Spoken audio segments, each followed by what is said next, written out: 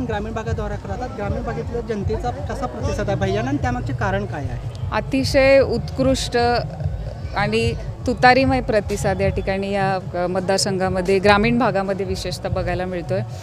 त्याची कारणं आपण जर बघितलं तर एकंदरीत शेतकऱ्यांचे प्रश्न असतील किंवा सर्वसामान्य जनतेचे एक त्यांच्या रोजच्या आयुष्यामध्ये त्यांना ज्या काही अडचणी येत आहेत त्या विशेषतः ते त्या ठिकाणी मांडत आहेत। आणि त्याच्यामुळे गेल्या 5 वर्षामध्ये आपण जर बघितलं तर खासदार जे होते त्यांचं या ठिकाणी कुठल्याही प्रकारचा संपर्क किंवा कसल्याही प्रकारचं काम या भागामध्ये जास्त न झाल्यामुळे एक अतिशय प्रचंड मोठ्या प्रमाणामध्ये नाराजी किंवा एक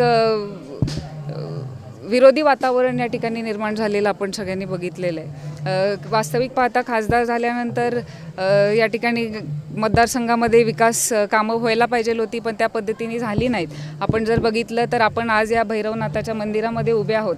पाठीमागे जर बघितलं तर सभा मंडपाला ज्यावेळेस 2014मध्ये आदरणीय आमचे दैवत आदरणीय विजयसिंह मोहिते पाटील दादासाहेब या ठिकाणी खासदार होते त्यावेळेस 25 लाखाचा निधी या ठिकाणी या सभा मंडपाला दिला आहे। तसंच तुम्ही कुठल्याही गावामध्ये गेला तर कुठल्या ना कुठल्या प्रकारचा निधी हा आदरणीय विजयसिंह मोहिते पाटील दादासाहेबांच्या माध्यमातून या माढा मतदारसंघामध्ये दिला गेलेला बघितलेला आहे। आणि त्यामुळे लोकांच्या अपेक्षा होत्या परंतु या 5 वर्षामध्ये त्या पद्धतीची कामं न झाल्यामुळे एक अपेक्षाभंग कुठेतरी लोकांचा झाला आणि त्याच्यामुळे नाराजी कुठेतरी या उमेदवारांच्या बद्दल खूप मोठ्या प्रमाणात आहे। निंबाळकर म्हणतात की तासाला शेकडो कोटीचा निधी दिला नव्हता, तुम्ही तर म्हणता विकास झाला नाही। तुम्ही इथं कोणाला जरी विचारलं तरी ते सांगतील, मी सुद्धा सांगायची गरज नाही। इतर कॉमन जनतेला कोणालाही विचारा की निधी आलाय का नाही, कोणालाही विचारा। तरी घराणेशाहीचा एक आरोप केलेला आहे की मोहिते पाटील हे मोहिते घराण्याकरता उभारले आणि मात्र परिवार अशा उभारला। कैलासवासी सहकारवर्षी शंकरराव मोहिते पाटलांनी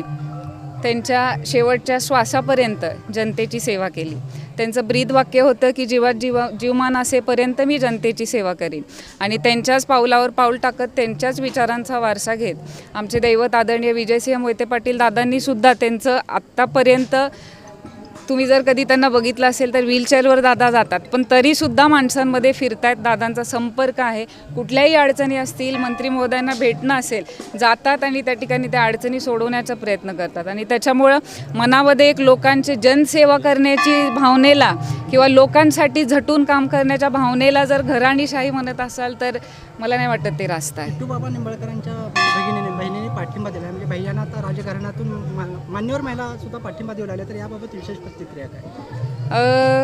सध्या मी पंढरपूर या काही गावांपुरतं मर्यादित या ठिकाणी प्रचार करत आहे। 42 गावं आहेत या गावामध्ये या ठिकाणी प्रचार करत आहे त्यामुळे तिथल्या वातावरणाबद्दल आपण जर डायरेक्टली धैर्यशील भैयांनाच बोललं तर जास्त बरं। जनतेच्या मनातला एक प्रश्न आहे की विजयदादांच्या काळात शिवरत्नाचं दार 10ला उघडलं जातं रात्री 10ला बंद व्हायचं, धैर्यशील भैया खासदार झाल्यानंतर तो पॅटर्न वापरला जाणार का, ते अनुभवाला येणार का? हो निश्चित येणार। त्याच्यामुळेच तर जनतेत ना आता आपण जर बघितलं काही दिवसांपूर्वी आदरणीय विजयदादांनीच घरातल्या काही प्रमुख मंडळींना त्या ठिकाणी जनतेमध्ये पाठवलं होतं, गावोगावी पाठवलं होतं की जनतेतनं काय कौल आहे, जनतेचं काय म्हणणं आहे आणि एकंदरीत लोकांच्या म्हणण्याच्या विचारांचा अंदाज घेण्यासाठी आदरणीय दादांनी पाठवलं होतं। आणि सर्व लोकांचं सर्वसामान्य जनतेचा आग्रह होता की आदरणीय शरदचंद्रजी पवार साहेब आणि महाविकास आघाडीच्या पाठीमागं आपण जावं कारण खऱ्या अर्थाने शेतकऱ्यांचे प्रश्न जर बघितलं किंवा सर्वसामान्य जनतेचे जर प्रश्न बघितलं तर ह्याच माध्यमातून सोडवले जातील हा एक विश्वास कुठेतरी सर्वसामान्य जनतेच्या मनामध्ये असल्यामुळे तुतारी आपण हातात घ्यावी हाच एक कौल खूप मोठ्या प्रमाणामध्ये लोकांकडनं मागणी आली होती आणि त्याच्यामुळे या ठिकाणी हा पाऊल उचलण्यात आला। या उमेदवाराला मोहिते पाटलांनी निवडून दिलं, उमेदवार आज तुमच्या विरोधात उभारला आहे, मोहिते पाटील कुटुंबातील म्हणून कसं बघतात? जसं नेहमीच्या इलेक्शनमध्ये एक विरोधक म्हणून बघतो तसंच बघतो, जास्त नेहमीच आदरणीय तुम्ही ते कसा प्रचार केला गेल्या वेळेस माळशिरस तालुक्याचे सभापती म्हणून मी होते, स्वतः मी त्यांचा ॲक्च्युली प्रचार गावोगावी केला होता, घरदार सोडून लहान मुलाला घेऊन मी त्यावेळेस त्यांच्यासाठी प्रचार केला होता। परंतु एक प्रचार करताना किंवा उमेदवार निवडून आणताना आपली एक अपेक्षा असते की जनतेची कामं मार्गी लागली पाहिजे, आपले प्रश्न सोडवले पाहिजे आणि ते न झाल्यामुळे एक नैराश्याचं वातावरण खूप मोठ्या प्रमाणात त्या माढा मतदारसंघामध्ये झालेलं आहे आणि त्याच्यामुळे निश्चित विशेष काही न बघता एक विरोधक म्हणून त्या ठिकाणी आम्ही बघतोय। आम्हाला विजयदादांची त्या ठिकाणी शिकवण आहे की आपण काम करत राहायचं, आपली संस्कृती आहे ती संस्कृती आपण बाजूला ठेवायची नाही, लोकांसाठी आपण आहे आणि त्याच्यामुळे लोकांसाठी काम करत राहायचं आणि आज तोच प्रचार या ठिकाणी आम्ही करतोय। पडलं प्रचाराला, पण रणजित दादांनी अजून भूमिका स्पष्ट केली नाही, त्याच्यावरती नो कमेंट्स बिकॉज रणजितदादाच त्याच्यावरती योग्य उत्तर देऊ शकतील.